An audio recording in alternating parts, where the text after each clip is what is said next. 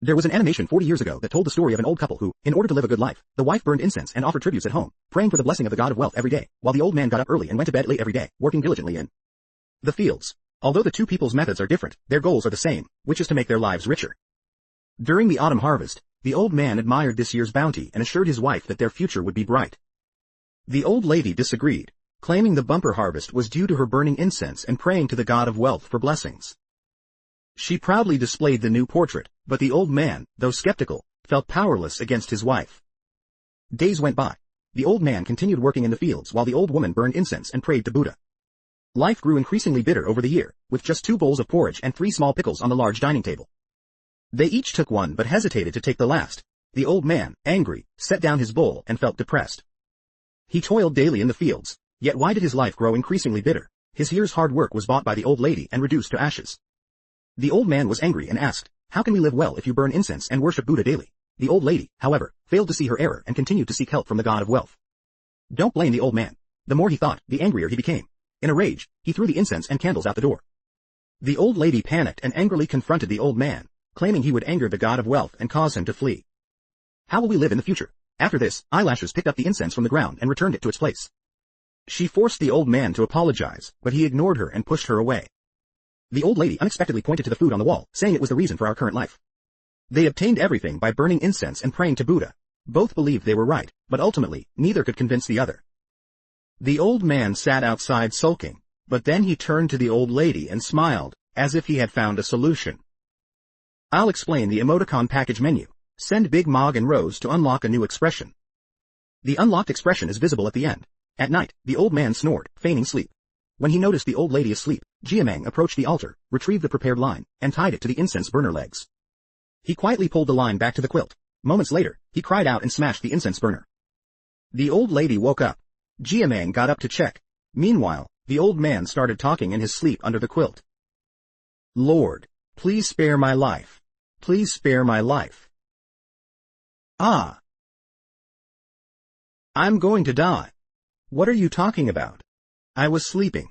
Suddenly, a golden light on the palace table woke me up.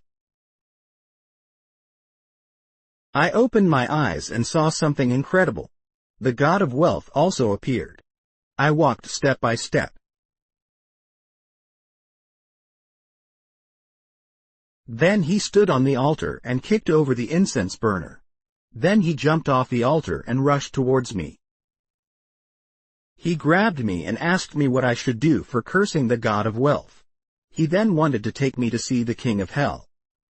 After acting, the old lady was scared. He removed the blindfold and knelt down. The old man realized his plan had worked. He calmly told the old lady, "If you want to survive, there's a way. If you pursue the thread at home for a year while I burn incense in the mountains for a year, you will live another year." The old lady, already very superstitious, believed this without question. She quickly gave the box to the old man. After that, the old lady focused on sewing at home and didn't slack off. The old man, of course, didn't believe this. He hid the box, grabbed the hoe, and resumed working. Over time, the old lady received numerous letters from her husband. Before she knew it, the year had ended. The old lady felt especially sad today, believing it was the old man's last day. After sending the old man away, the old lady was in tears. However, the old man hummed a song and brought the cow home. When the old lady saw this scene, her face was incredulous. "These things are all from our family. Be careful, old woman. You have been working for a year. I have earned money and bought a working ox and a car.